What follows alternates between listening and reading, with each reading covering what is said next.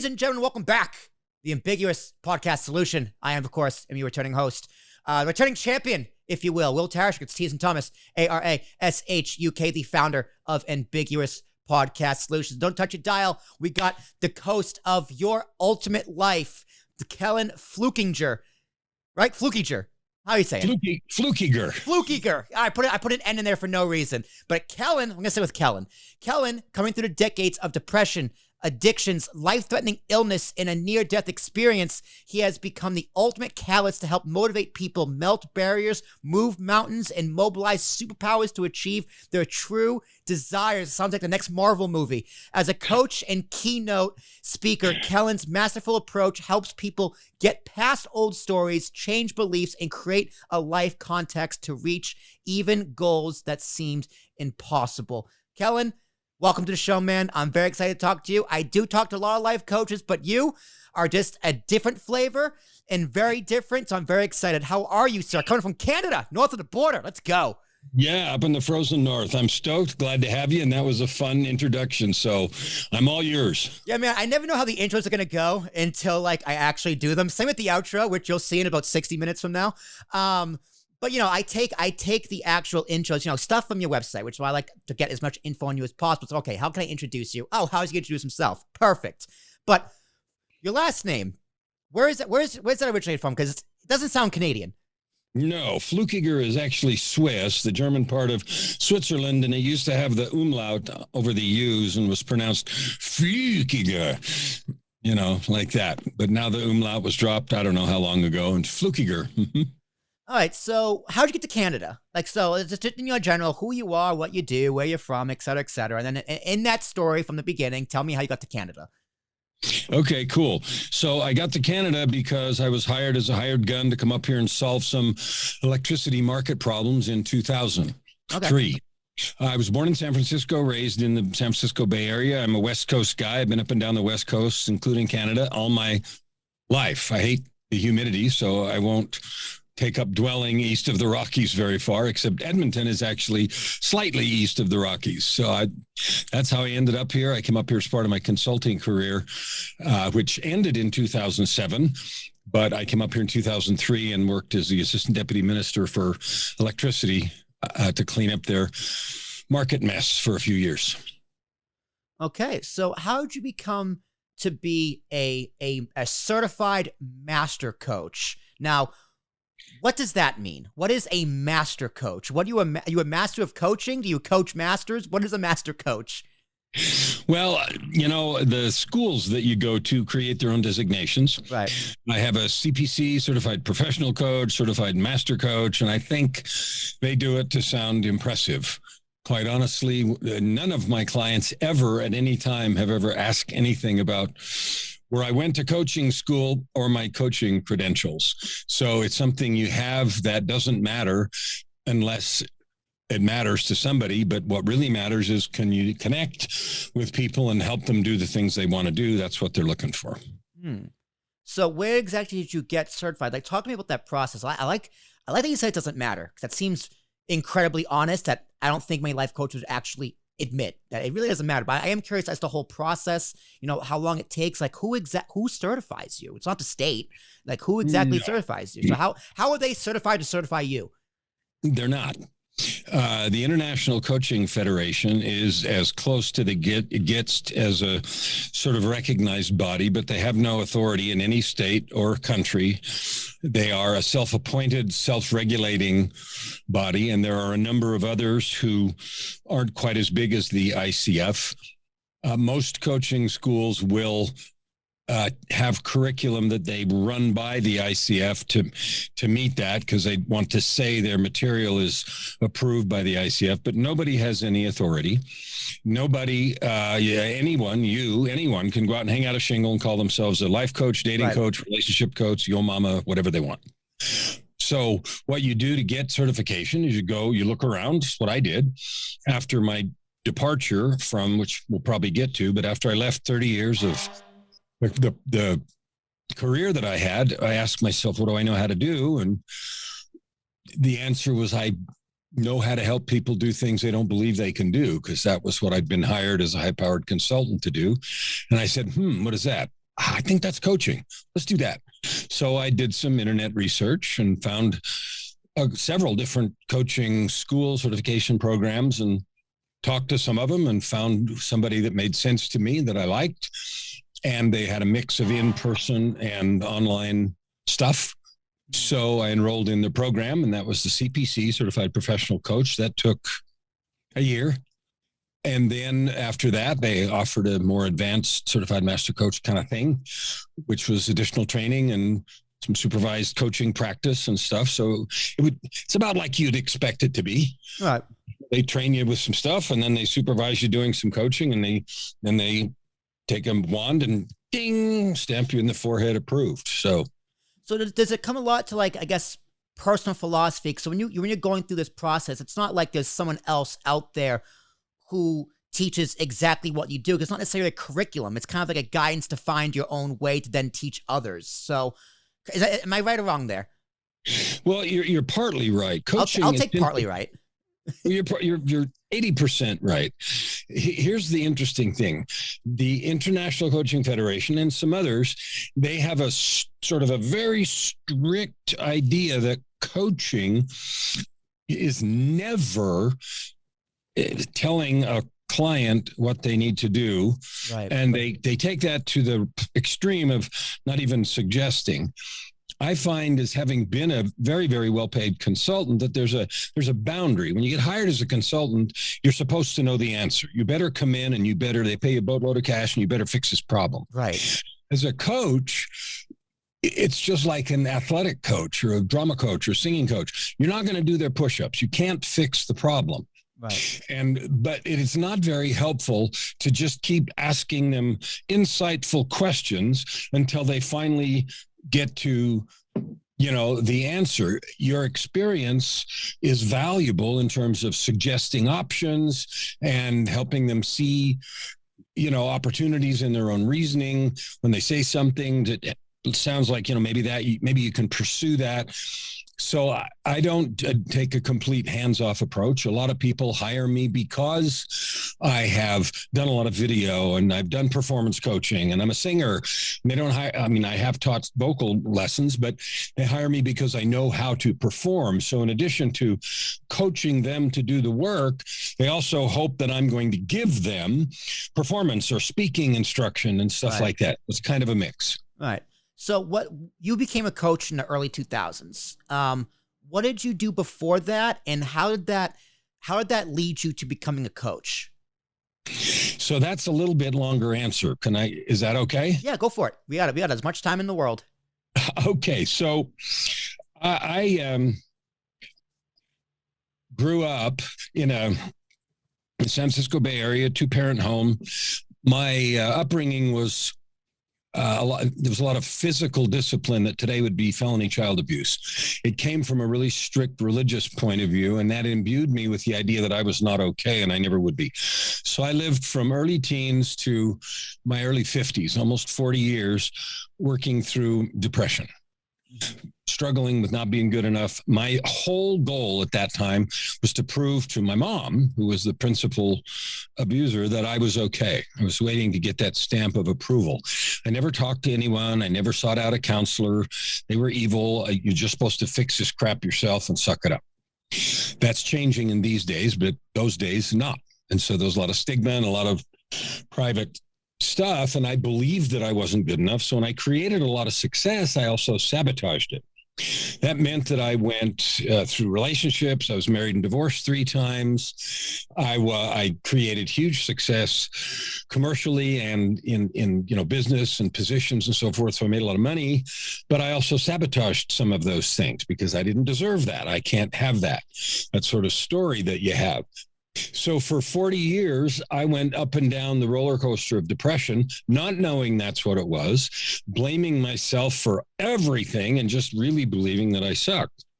In 2007, August, there was a dramatic event, 2 events actually, with 2 weeks apart, that did 2 things. One, I completely left the career that I'd been in for 30 years at the height of the career. I was, big dog, blah, blah, blah. Yeah. but I just walked away from it. And I'll tell you what the events were in a minute. But the whole movie of my last years was like a movie. If you look at the guy from one side, wow, he's a big dog. Holy cow. And if you look at the other side, it's like, holy crap.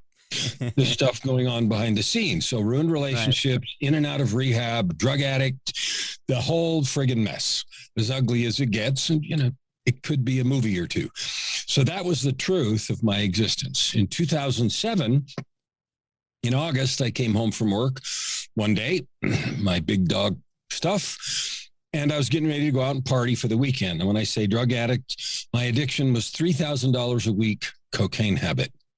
Okay, that is a lot, but I was making so much money that the money didn't matter. Yeah. I had 4 teenagers living with me. I had 10 kids and 4 of them were with me. I was a single dad, divorced for the 3rd time. So I came home, getting ready to go out and party, binge for the weekend. And for some reason, I had this insane desire to turn on the television. I didn't know how. I had the biggest TV you could buy because you have all that money, you have all the gear, right? But I never watched TV, so I actually didn't know how to turn it on. So I had to ask one of the kids to turn on the TV. Well, I just never watched it. So one of my daughters turned the TV on and she laughed at me and threw the remote at me. So I sat down to watch TV, and the program that came on was a reality TV show that I'd never heard of. The name of it was Intervention, which is a reality TV show about people. Okay. The protagonist was a high-ranking executive with a cocaine problem. Wow. Yeah. So I watched about 10 minutes of that, and I said, screw this. I'm not watching this crap. I turned it off, and I got ready to go.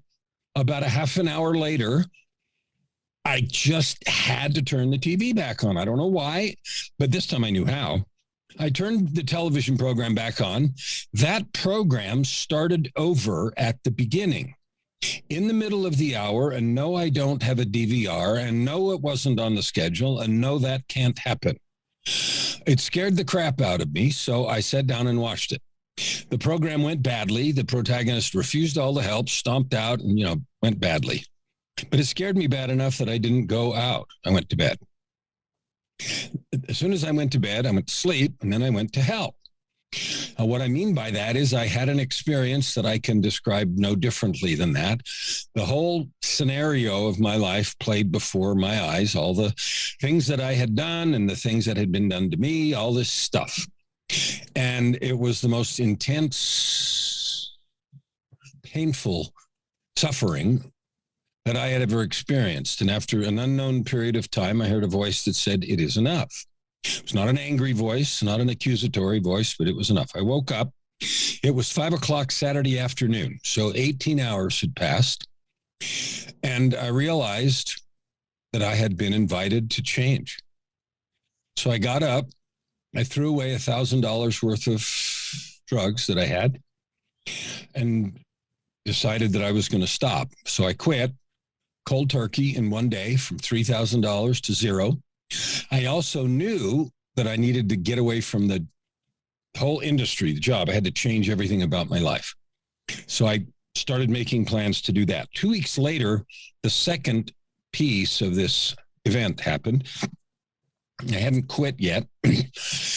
In the position that I had, I got lots of free things because I made decisions that affected companies, billions of dollars. So I used to get free tickets to this and free expensive bottles of wine and free invitations here, there, and everywhere. One of the things I got was a pair of tickets to see Yo-Yo Ma, who's a classical musician. Mm-hmm. If you know classical music, then you know who he is.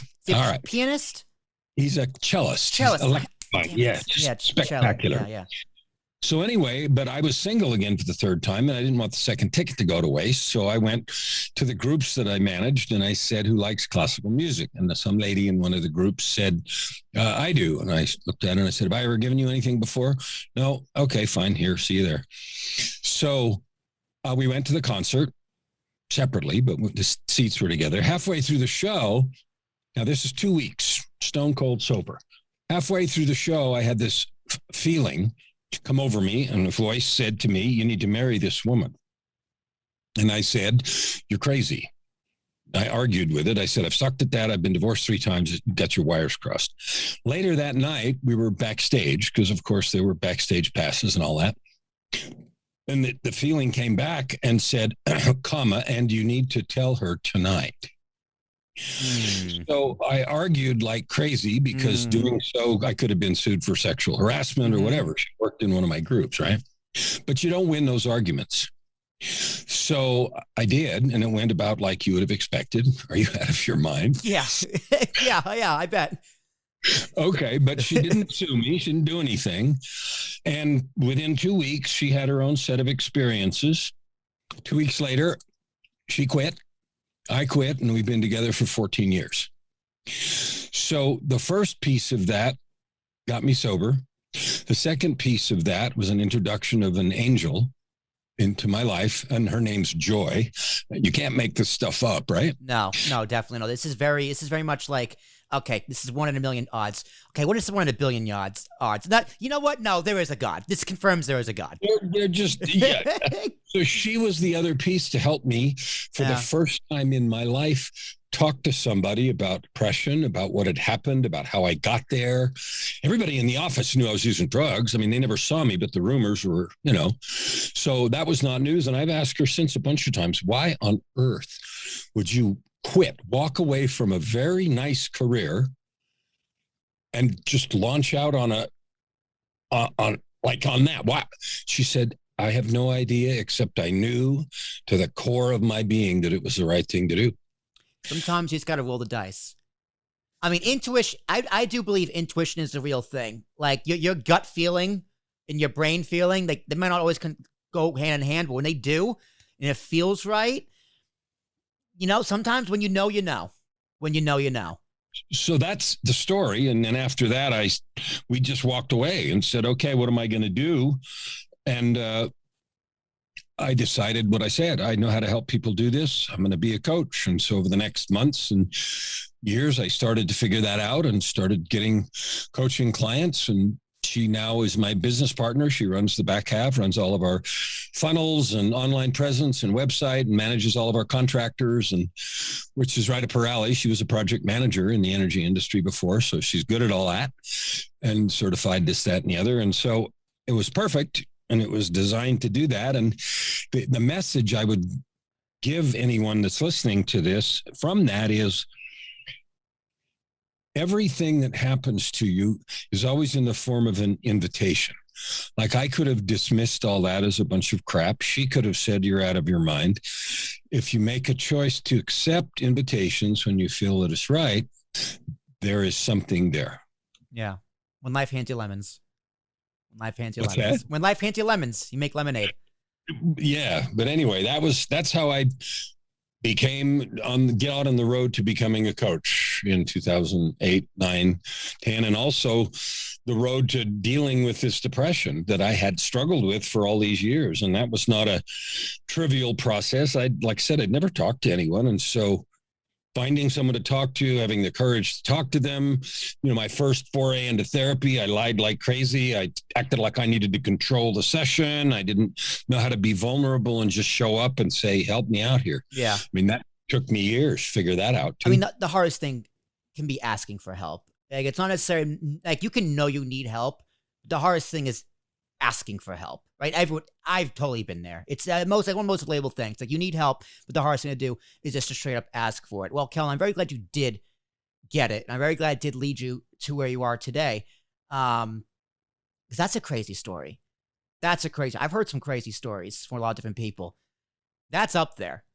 But finally, after 3 or 4 years of working on the depression stuff, I finally decided to write the book, Tightrope of Depression, My Journey from Darkness, Despair, and Death to Light, Love, and Life. After I wrote it in 2014, I waited a year to publish it because I was so terrified, because I was honest and I was scared to death about what might happen because I told the stories about what was real.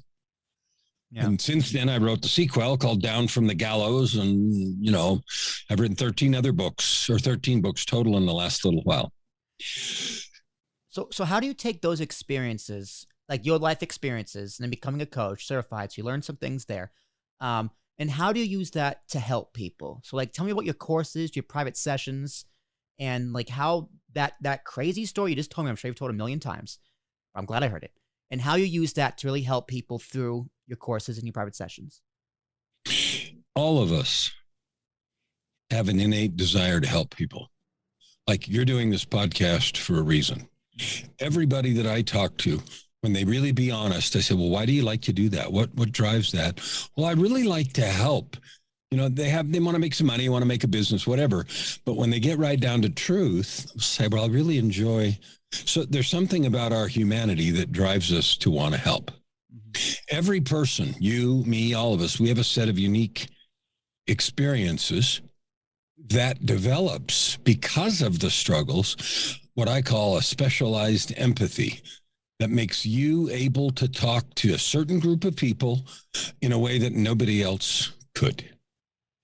And when you combine that truth with the fact that we have a desire to help people, when someone is willing to step into that truth and take action on it, then they have the ability to do something, whether it's leading children to learn to read, whether it's, helping a ragtag community group of volunteers put on a drama production, whether my brother, he's a doctor, he's an OBGYN baby doctor for a long time, but his big claim to fame in the little town he was in, a little town in Wyoming, was that he was the director of the community musical theater, and he turned them small town into a powerhouse because he had some musical stuff. Our whole family was a bit musical and wanted to do that with his desire to add good to the world. And so you're doing this podcast for a reason. Why are you doing this? Well, there's a lot of different reasons, right? As you said, business, right? This is a networking tool. This podcast, this particular podcast, the Ambiguous Podcast Solution, is a networking tool. Best case scenario, we work together. Worst case scenario, you get free promotion and I get content. Right. So it is a give and take. It isn't help. That's surface area. Right. Dig deeper, though. I podcast for personal growth. Always. Like all of my podcasts are very selfish. That sounds weird to say. Like I do a few podcasts. My wrestling podcast, straight fun. Me and my friends having fun. Talking with Tarashuk and the Ambiguous Podcast Solution is that I like talking to people. I like experiencing other people's experiences because it's a skill that's going to help me not only in this business, networking events, the real world. It's going to make me a better communicator. So the reason I do this podcast really is for personal growth. And, the networking tool, the business tool, it's all a plus. The main reason is selfishly, I like doing it. It's fun. It's what I want to do forever. And it's for me. But, it's also a great networking tool. And if we go even deeper than that, for your own personal growth and for a networking tool to grow your business, both of which are entirely appropriate, it also empowers you to be a more authentic, real, connected individual. Yeah, in the human family. So you never know who you're going to run into and who you're going to talk to or where that business opportunity is going to come from. I spoke to a hunter yesterday. I've never been hunting. I know next to little about hunting, but we had a great conversation. A previous conversation I've had with life coaches is similar. I can talk to you. You're very easy to talk to. And because I've had experience doing that. I've talked to a college life coach who is extremely fascinating. I've talked to college kids, which is also extremely fascinating. This Friday, I'm talking to someone who has autism. And that's another challenge. He has autism. He has a podcast. That's amazing. I can't wait to talk to him. But, it's going to be different. It might be a little difficult for me personally. Maybe not for him, but for me. But, that's a challenge. And, challenge accepted. A podcast is supposed to challenge you. A business is supposed to challenge you. A conversation is supposed to challenge you. So I know you've thought about this. Your excitement and willingness to engage in personal growth is also an opportunity and a blessing to everyone that you invite, everyone that you talk to. So in your way, you're adding good to the world. You're making a conscious choice to connect with people and to promote and to see what's there. Maybe you get something and maybe you don't, but you always get something. You did some good for you. You did some good for them. And you added good to the world. Yeah. It's a give and take. This podcast is definitely a give and take, as all podcasts should be. You know, that balance could be like, you know, sometimes I'm going to give more than I take, and sometimes I'm going to take more than I give, you know, and sometimes it's completely even. We don't get anything from anybody, and that's totally fine. But every podcast definitely is a give and a take. So let's pivot over to your podcast, because your podcast is Your Ultimate Life. So when did you start it? I know there's a funny story coming up. So when did you start it, and how did you get the name? So my work, I have a coaching business, but I don't think of it that way. I have a sign on my wall, and it says, I never look for clients. I look for people to love, opportunities to serve, and problems to solve. And that's how I approach every interaction. And in that context, I have lots of coaching opportunities because I actually have learned to care about people. Anyway, how it started was at the very beginning of the pandemic, March of 2020. So, you know, a year and a half plus ago. You had 500 episodes in a year and a half? Yeah. Good Lord. Somebody called Joy, and who knew I spoke, and I've spoken at a lot of events and done motivational speaking and, you know, marketing events and teaching how to do video and how to show up and a lot of stuff. So they called her and said, and this is right at the beginning of the lockdowns, said to her, does Kellan have a podcast? Because they were looking for something motivational to listen to or whatever. And she said, yes. And then she came downstairs and said, we have a podcast. Guess what you're doing? So I said, okay, if we're going to do a podcast, then I'm going to do it every day. I'm going to do it short, 15 minutes, because I really want this to do something for people. What are people missing right now? They're going to feel locked down. They're going to feel like they lost something. They're going to be searching for motivation. So the ultimate life, I gave it a definition, and I said, an ultimate life is living a life of purpose, prosperity, and joy that you create by serving with your divine gifts. So that's the definition I gave. And when we moved in the middle of it, we missed a few days, but pretty much daily for almost 20 months. And I just recorded episode 522 this morning. Yeah, that's crazy. 522. So 500 episodes. Now that is a record. I know there are podcasts out there with more, but in persons, people I have talked to, 500 is a record for my guests. So congratulations on that, first of all. What's the secret? What keeps you going? Because, you know, my highest podcast is 270 or 271 coming out, depending on when this week is, what we're doing this week. I don't keep track anymore. But it's around the 270s. That's my highest. And that's easy to keep going because we talk about current events in wrestling. You have 500 episodes. What's the secret?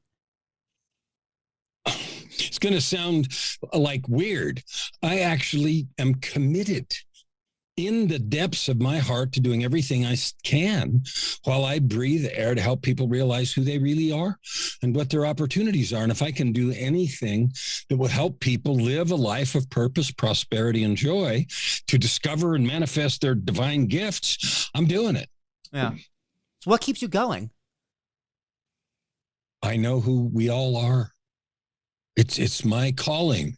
I'm going to be just as weird and woo-woo as it gets. And it's funny because my previous career was in electricity and energy and mathematics and engineering. But the truth is we've all felt those divine connections. We've felt something larger than ourselves. We've felt that at different times in our lives. And so I simply have chosen that that's what I'm doing until I no longer draw breath. So I don't work. I get up in the morning. I look at my client roster. I look at my connections. I thought about you this morning. I meditate. I have a 2.5-hour morning ritual.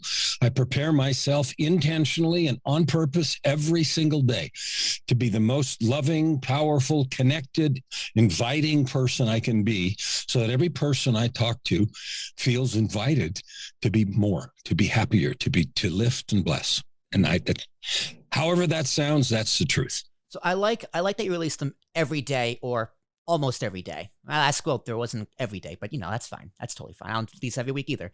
Now, if you're talking to a podcast coach, I put that in quotes, they'll tell you, you know, typically you want to do it once a week, same time, same place, every single week. You know, that's a very old media way of thinking of, like, you know, network programming, television specifically, or radio even. But you just, from the jump, every day. And I love that because that's like the true essence of podcasting where there is no standard. I can do whatever I want. So talk to me about the philosophy behind why you release them every single day from the jump. Because that's, I'm not going to lie, it's not something I would recommend. It's ballsy. I respect it, but let me hear why. I wanted people to be committed, to listening, to know I was committed to them. Like I have most of them are solo, but I have guests on there and I like to do it. But we talk about the concept of what it takes to serve, what it takes, why people are drawn to that, what it takes to find the courage to be your authentic self and to really serve with that and to find the joy in lifting and blessing people's lives. We have enough depressing, negative stuff in the world. I view my job is every conversation I have with somebody to leave them a little happier, a little more hopeful, a little more connected and powerful than when we started. You used the word commitment. Because I like the parallel dynamic there, because you're making the commitment. You're requesting your audience to also make that commitment. Now, did you find that in the beginning it was easy for your audience or difficult for the audience to make that commitment? Until you've been around for a while, you can be fly by night. So until you have 60, 90, 100, then people start to be more committed. Subscriptions go up, people start listening. I hear people, they send me messages now and that sort of thing. So I think there's so much noise in the world today. Everybody's saying, look at me, buy my stuff, I'm cool, whatever, that people are reluctant to commit to something until it feels real to them.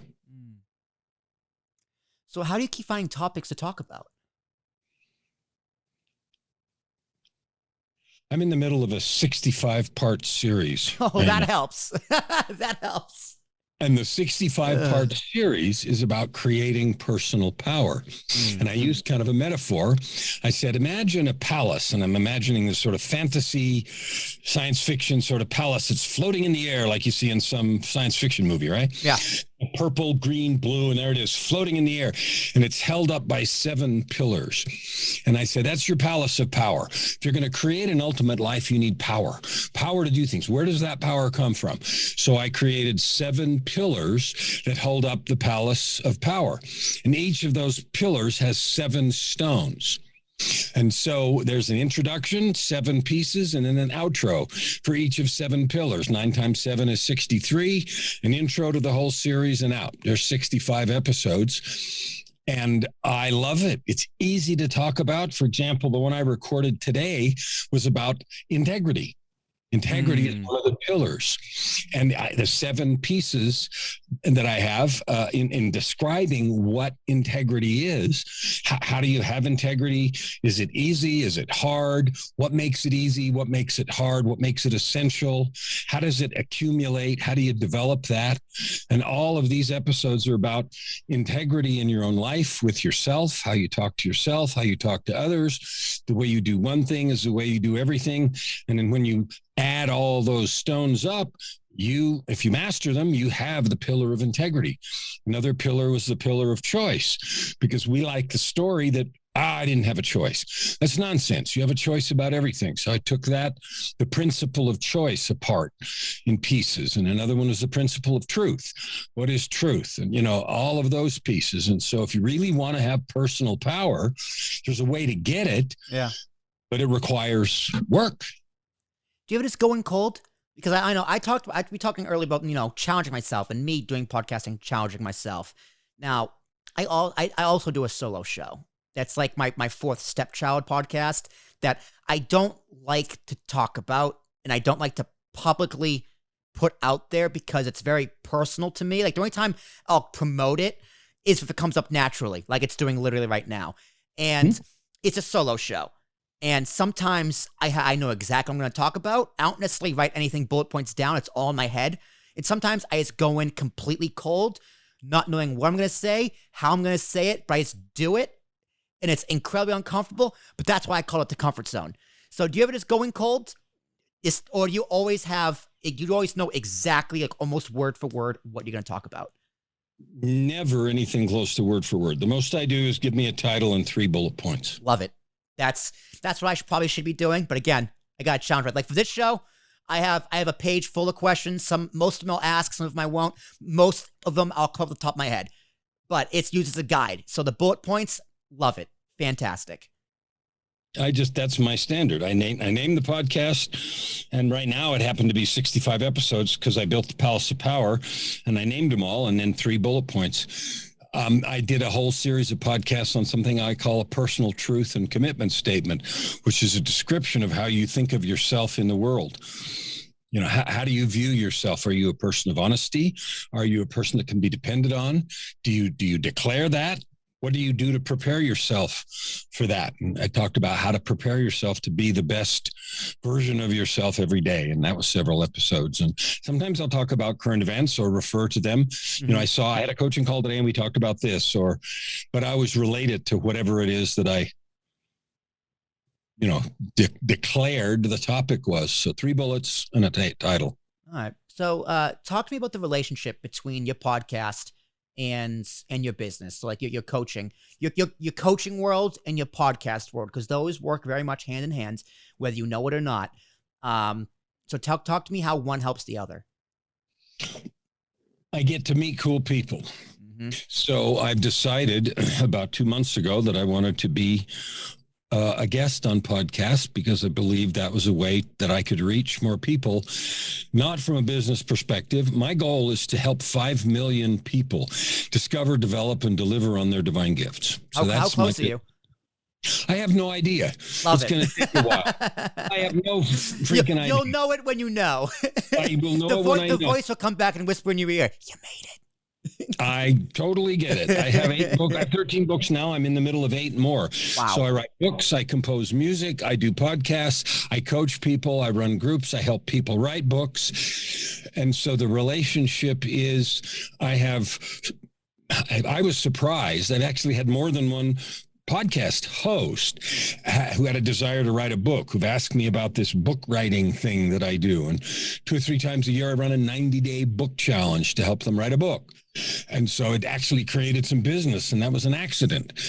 I went out because I wanted to be a voice of encouragement. I wanted to be a guest on people's podcasts who were talking about struggle and depression and overcoming things. And last year I spoke as a speaker on 3 virtual summits. One of them was about suicide attempt survivors, and one was about addiction survivors, and one was about depression survivors. And, I on purpose go spread that message and be as uplifting as I can. And what I discover from that is that sign on my wall. I never look for clients. I look for people to love, opportunities to serve, and problems to solve. That brings me clients, because when I go in with no agenda and I'm really looking to figure out how I can be of benefit to them, people ask, well, how do we do this some more? How do we make this happen more? And then I say, well, I do this and this. Would any of that serve you? And yeah. That. I like that.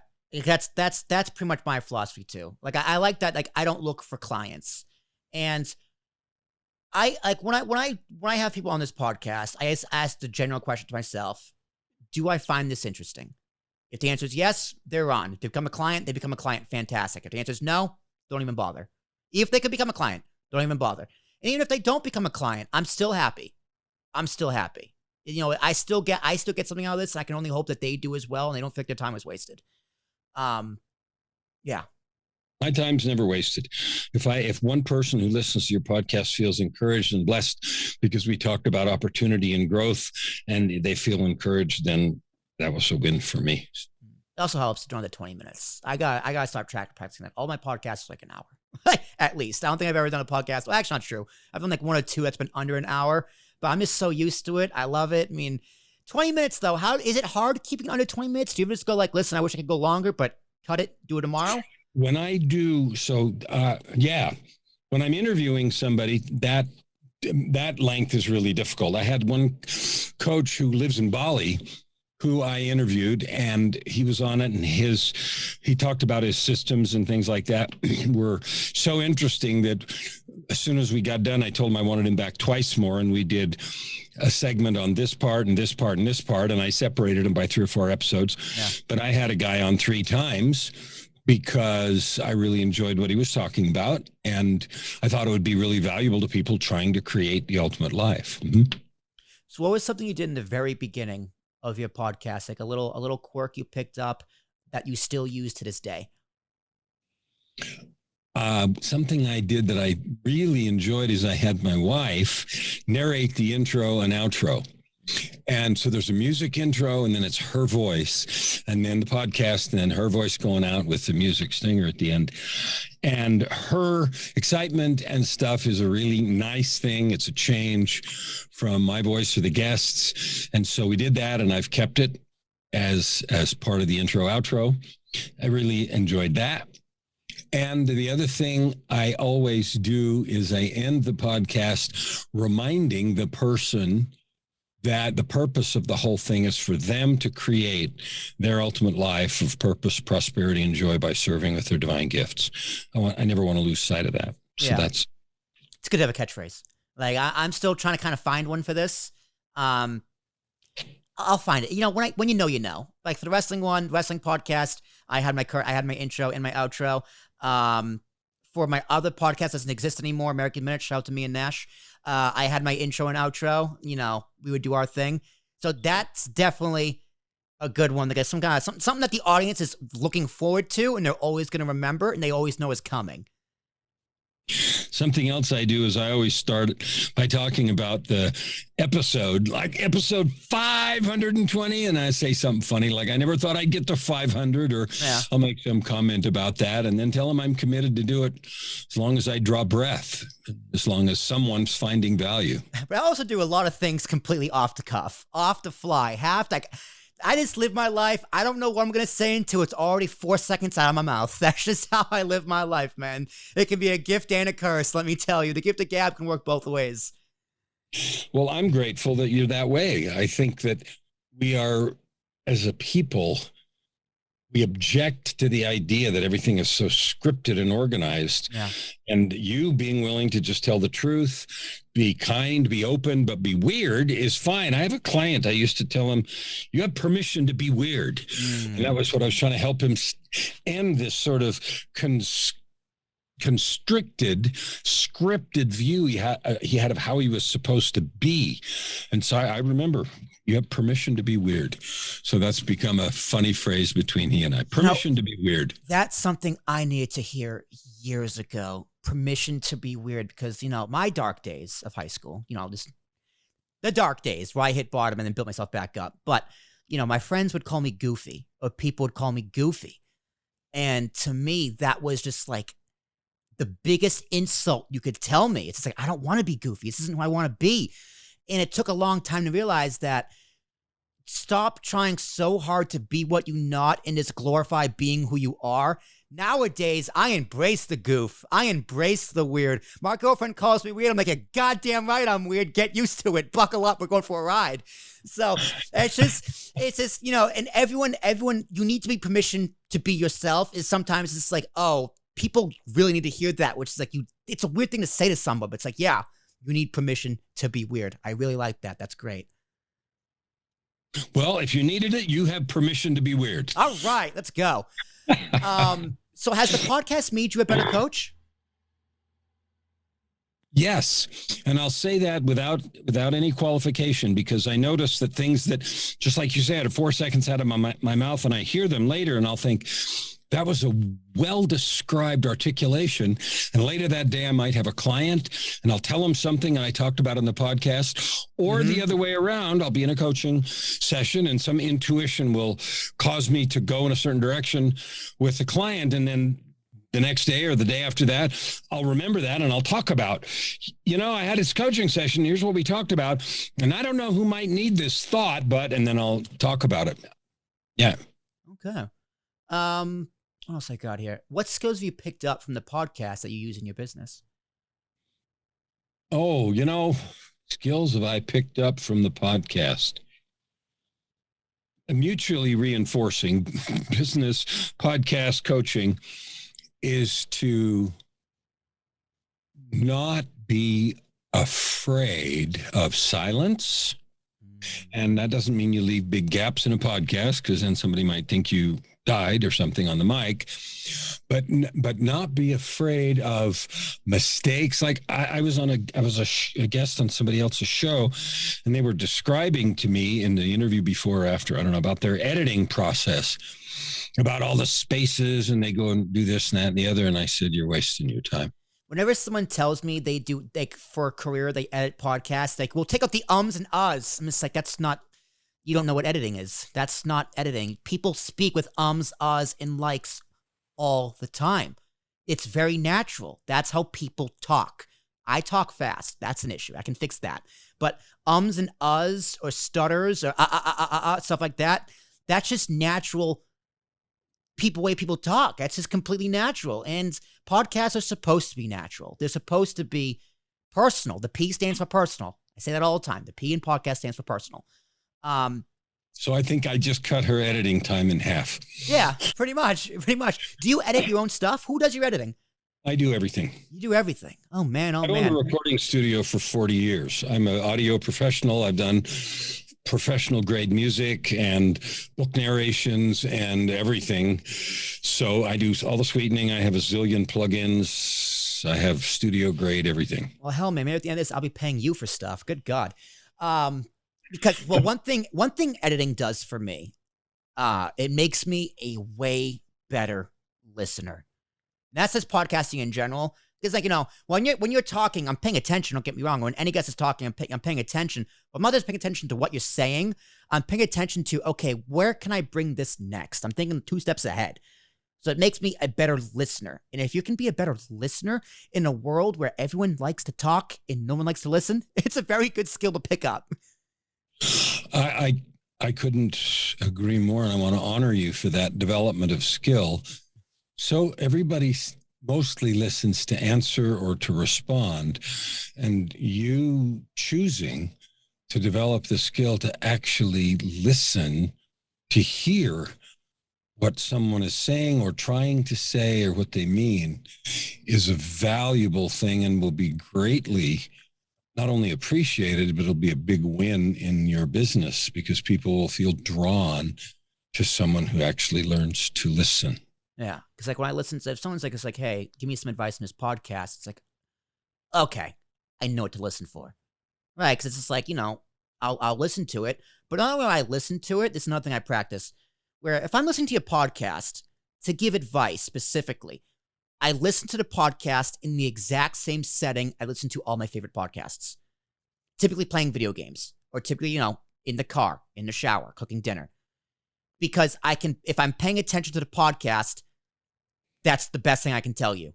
You had my attention. I can do this, and that. If I listen to it and I don't remember anything, then I have to go back and go, okay, that's an issue. Red flag. Red flag number 1 is that, like, I just couldn't pay attention to it.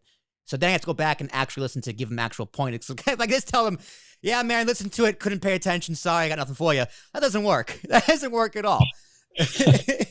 No, that would be a struggle.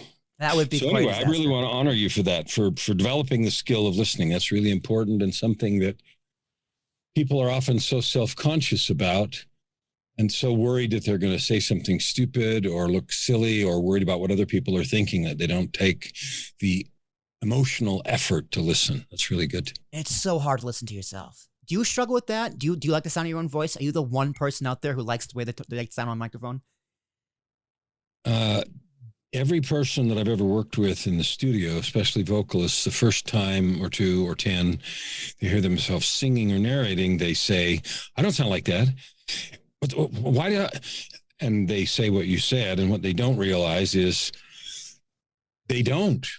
Half of our hearing apparatus is the eustachian tubes and the bone conduction and stuff in your head. So what you sound like on a recording is what you actually sound like. What you hear in your head's got nothing to do with what you sound like, because other people can't hear all that other stuff. So because I've been in the studio business so long, it's not an issue.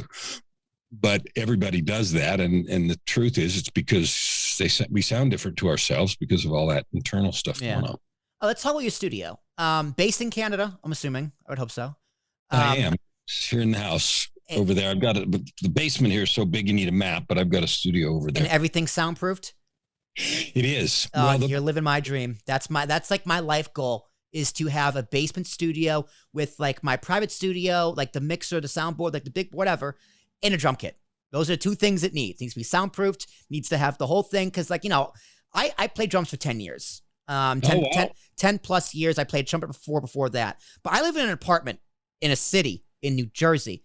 Oh, wow. Drum kit, I can fit it here. It would just not end well. I'd be evicted immediately. So like, when I said I don't have kids, I'm going to get a drum kit in my basement, teach my kids to play, teach them to podcast. But enough my little soliloquy. I love that you have that basement studio because it's making me like relive my own dream in my mind.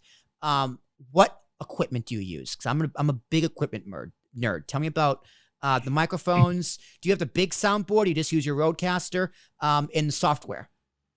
So back in the day, I had an 8-foot Trident mixing board. They're built in England. Today, it's all in the box. I use Steinberg's Cubase, and Wavelab is the software. I have a little mixer that is connected to that, so I can switch, move up and down what would be a giant board in sections. I have a Manley reference standard mic, which is many thousands of dollars in vocal. And then I have one built by Stephen Slate, which is designed to be completely flat with 0 colorations. And then it comes with a whole bunch of vintage mic emulations. Back when I had a studio before, I had Neumann and a bunch of vintage expensive mics.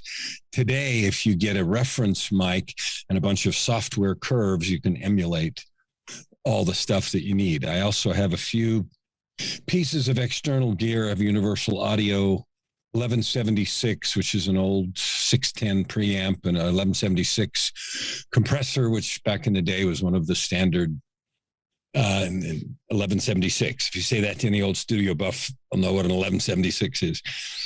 I have, a few outboard compressors and things like that. DBX makes some really good outboard stuff that I have some of. And I've most of the rest of it is in the computer. I probably have 1,000 different plugins made by everybody that makes any plugins for. It's funny. Here's the development. In the old days, I had a 2-inch tape recorder, great big Otari 2-inch 24 track and all that stuff. Today, then they went to digital, and then they had 1-inch 48 tracks. Sony made a digital recorder, and digital, that was going to solve everything. Then everybody said, well, digital sounds brittle and the sampling rates and blah, blah, blah, blah, blah. And now most companies make all their money making plugins that emulate the sound of old vintage audio gear. And so I have 1,000 of those plugins, and I own a few pieces of the outboard audio gear, but it's hysterical. So yeah, we've now decided that the old analog stuff was the real stuff, right? Well, everyone knows that vinyl sounds better. Like that, just everyone knows that. But it's coming back. A lot of people don't have vinyl. I'm gonna get my dad's record collection one day and take his tape and take his vinyl recorder. I'm gonna put that in the basement too. All right. Sorry, Dad. That's my plan. One day I was gonna steal them. Old turntable over there. Yeah, turntable. That was one of the cool things because I went to college at Hofstra University on Long Island. Amazing communication school, and the main selling point for me was the radio station. And I learned how to use the turntables, like the big ones and the 45s, and I think the 60s is it called? Okay, I don't know that. Music, whatever. It was like the smaller records and the bigger records. You gotta scratch on the vinyl, and I don't even know how the sound comes out, but it's incredible. I don't even know why I brought all that up. But equipment, modern day equipment that blows my mind that I learned this year due to my regular 9-to-5 job is virtual inputs and NDI technology. I'm just like, what do you mean you can have a virtual audio or video input? What does that mean? Do you have any experience with that, or am I just blowing your mind right here too? No, I have the NDI software, and you can. All it is it's network communication. So you can buy a piece of gear, and I have one that you can hook onto your Wi-Fi network. So it is Wi-Fi connected. Yep. So you don't have a physical connection, but you have, and NDI is a company that makes it, the biggest one, but you can have several virtual inputs, and it's only limited by the strength and bandwidth of your Wi-Fi. It's the coolest thing ever. It is the coolest thing ever because we over at APS use a program called vMix, which if I was doing this recently, like this call right now is on Zoom. I can take the Zoom call, our video feeds right here, and virtually input them into vMix and record and live switch. Now, granted, that takes 2 machines. I need to upgrade my computer because Zoom had an update. So it's just not powerful enough anymore. I need to upgrade my CPU and probably my graphics card. So, 2022, that's what the plan is. So I do like talking hardware, software. Just I like knowing what people use. Like I use Audition forever. PC or Mac? Do you use like? I'm a PC user. PC. All right, let's go. Yeah, when Mac first came out, I had the old original Macintosh and Apple even before that, IIe and everything else. But I just went to PC when Mac was getting more and more expensive. You can build your own PCs, and it's just easier to do that. And Mac may or may not be easier or more powerful. The other thing I struggle with is every time Mac updates software, every piece of high-end audio software, every piece of studio software publishes a warning. Don't upgrade to the new operating system until we test it. Yeah. So Apple upgrades to 10.13, 14, 15, whatever the frick, and they don't care about compatibility. That only happens with Windows when they do a full-blown upgrade, like 11's coming out here pretty soon. 11's already out in the States, and I've heard it's awful so far. Yeah, well, very buggy. It's very buggy. All the manufacturers of high-end audio studio software have all put out the warnings, don't upgrade to 11 until we screw with it. But that only happens on the major upgrades. With Mac, it happens every time they pick their nose, which is really irritating. Yeah, literally. Well, I mean, they like the with podcasting, my philosophy is everything needs to be everywhere always. Meaning, everything you create needs to be as many places as often as possible. Mac is just like, no, you use us and us only. Get used to it. That's why I'm on PC.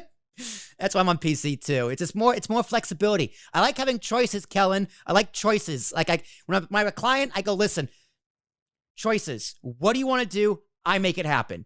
If someone's like, how should I make my podcast? How do you want to make your podcast? There is no such thing as a standard. It doesn't exist in podcasting. How do you want to do it? That's the right way to do it. You want to go for 5 hours talking about Fruit Loops and butterflies? Talk for 5 hours about Fruit Loops and butterflies. Good luck. You want to talk for 30 seconds about the booger you just picked out of your nose? Talk for 30 seconds about the booger you just picked out of your nose. Just don't eat it. That's the only rules. Those are the only rules. You don't put your dinner time on YouTube. Okay. Yeah, exactly. Well, speaking of YouTube, you do have a YouTube channel. How does a YouTube channel, great segue, Kellan, that was fantastic. How does a YouTube channel improve your podcast? It just gives me, I'll give you an example. I've got this 65 episode thing going on the podcast, and I've decided that I'm going to do them all again, also on YouTube, but with 5 to 7 minute videos, since the tolerance for longer videos is not as much on YouTube. But I'm going to talk about the ultimate life and the palace of power and the whole thing we talked about before as YouTube videos, because I too want to reach as many people as possible with the encouragement that I'm trying to do. So I have 2 YouTube channels. One is a hodgepodge of nothing. It's just sort of a collection of things. The other one is called Ultimate Life Formula, which is a very intentional group of podcasts teaching people how to change the stories they've been allowing to dominate their life. Like, we live in what I call a context. Yeah. Just simply a definition of how we think things work, and it's all changeable. So that's what that's about. All right, Kellan, we just pretty much crossed the hour mark, man. This was a lot of fun. But before we go, I always let the guest have the last question or last set of questions. If you have anything you want to ask me, and if you got nothing coming to mind, you could always plead the 5th, and we can go right home. I'll plead the 9th. I have one thing that I want to leave all your guests with, and that is this. Look. Every single one of you, especially the host here, is making a choice to do things to lift and bless and help people. The fact that he's doing it for business, that's fine. Everybody needs to eat. I have a business too. I want to make sure that you understand that no matter where you've been, no matter what has happened to you before, you can have anything you want. If you start today, you figure out where you want to go and you start taking steps. There's nothing that's outside your reach. The question that most people struggle with is the determination to keep going. And so my goal with this appearance and every other one is to encourage you in every way possible to not give up, to believe in yourself, take care of yourself, and to add good to the world. All right. It's a great message. Ladies and gentlemen, that is Kellan from Your Ultimate Life podcast. Kellan, please tell everyone where they can find you, your website, your socials, your podcast, anything you want to plug. This is very important when it comes to podcasting. Anything you want to plug or promote, the floor is yours. I'm really easy to find. I had no trouble getting my website, www.kellanfluckiger.com. You can look me up on Google. You can look me up on Amazon. You can look me up on Facebook. There are only 2 Kellan Fluckigers in the world, and the other one is my son. So if you want to connect, if you want to find out programs, I have a program on how to create time. I have a program on how to learn to read 10 times faster than you read. I have a program for coaches about how to fill your practice. I have 13 different programs about all kinds of stuff. I have books all over the place. But the most important thing is that you take some kind of action. The podcast, Your Ultimate Life, is on all the platforms, and it's free. But go do something to build your own life and don't live in excuses. Anyway, if you want to connect in some way, I'm available and easy to find. And building life takes one brick at a time. And while you're building those bricks, make sure you find out all of my stuff and Ambiguous Podcast Solution stuff over at ambiguouspodcastsolutions.com. You can find everything I have done on this podcast, the Ambiguous Podcast Solution, over there on our website. All of my other podcasts for Talking with Tarashuk, where I speak to people I genuinely find interesting. The one caveat, they do not have a podcast, because if they do have a podcast, they come on this show. This is the Ambiguous Podcast Solution. If you want to be a guest on either of those podcasts, you can reach out to me directly at will@apspodcast.com. That's will at apspodcast.com. Or if you like the other hosts of this show, of course, Jared Laverne, or anyone else from the Ambiguous Podcast team, you can reach out to them directly as well as just their first name at apspodcast.com. All of our other podcast partners can be found there as well. Make sure you support them. If you like our show or any other show, you can go to our page on our website and click that donation tab. All money goes directly to our partners. I don't see a dime of that unless you donate to a show directly that has my face on it. And if you don't, enjoy the free content, because it's free. That's the internet. We'll be back next time. Brand new podcast, brand new host, maybe, who knows? Brand new guest, that's for sure. We'll see you then. But until then, take care. Enjoy the world. Do it one brick at a time. All right.